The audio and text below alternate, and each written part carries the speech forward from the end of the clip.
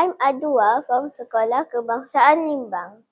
Today, I want to share a book review about a beautiful and emotional story called It's All or Nothing Will by Andrea Beatrix Arango. This book is written in verse, which means it's written like poetry.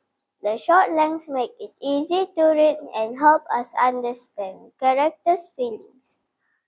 The story also shows about Puerto Rican culture, where family and traditions are very important. This story is about a girl named Val. She is in year 7 and loves fencing, a sport where people use swords to compete. Before an accident, Val was one of the best fencers at her gym. After the accident, her body felt different and she cannot fence as well as before.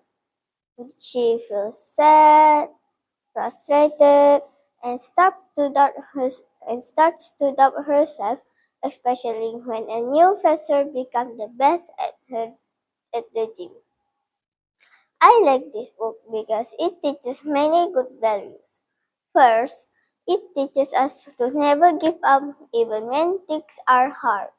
Second, it teaches self-acceptance, which means learning to love ourselves. Third, it also teaches courage because asking for help is brave. Most importantly, it shows how family and friends help us during difficult times. You can find this book in bookstores, libraries, and online. It has received very good reviews for famous book organizations.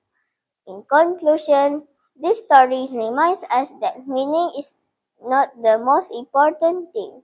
Understanding ourselves and having people who support us what really matters.